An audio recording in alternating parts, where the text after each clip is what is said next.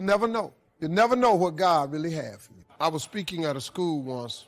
I was talking to the students. The principal was mortified with my message because I was telling the truth. I was telling the kids, your education is important, but your education is not the most important thing in your life. I'm sorry, it's not. Your dream is the most important thing in this world. Principal came up on the stage while I was speaking. Don't ever say that to my school again. Well, I'm just telling you, dog.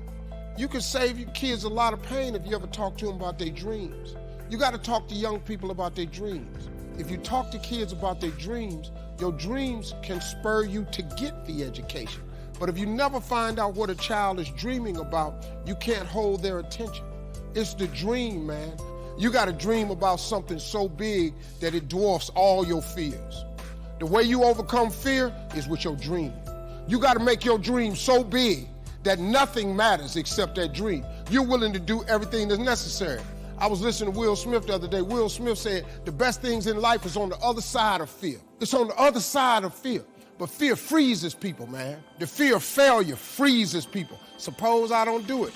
Well, you might not make it. But I got news for you. If you don't do it, you damn sure ain't gonna make it. Faith is the substance of things hoped for and the evidence of things not seen. I talk to so many people who get older, like some of us are, and they've lost their faith.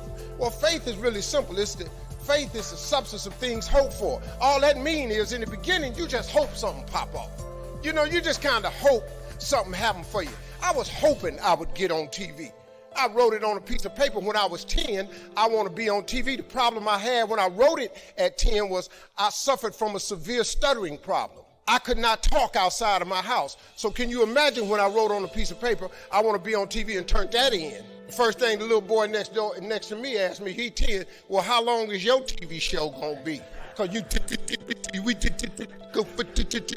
to be on TV all day. But when I wrote it on the paper, it wasn't factual.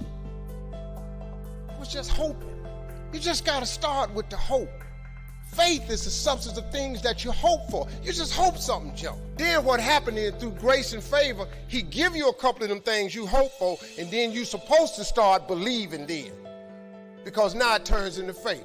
But if you take this scripture, faith is the substance of things hoped for and the evidence of things not seen.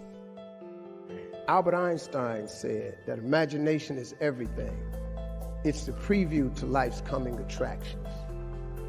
That's what your imagination is. Your imagination is actually very, very real.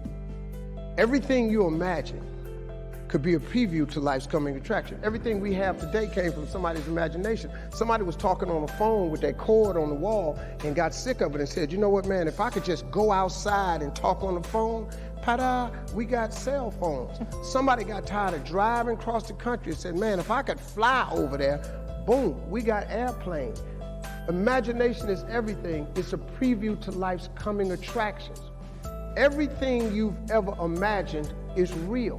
The problem with most people is you think your imagination is hocus pocus. It's really not. It's a preview of a coming attraction. If you react to your imagination, that's where your real life is. It's just God showing you what he has for you. The problem people have is they tell their imagination to the wrong people.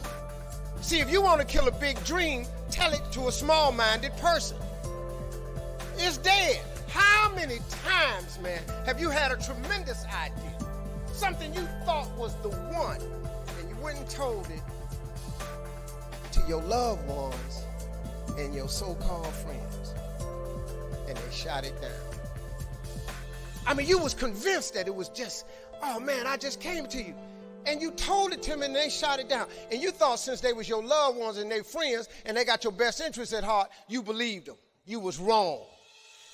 You let them talk you out of what God got for you. As a kid, you know, I didn't know, but my gift is that I found out later on. I have the ability to think extremely quick, and I can take any piece of information and transpose it into comedy immediately. That when you're a kid and you don't understand that, you get in a lot of trouble. I didn't know what it was until I got older, that this was a gift, that it did make room for me, that I became a stand-up comedian, which started with a dream of mine, and it led to where I am today. It's a lot of stuff that happened in between there, But your gift is the thing that you do the absolute best with the least amount of effort.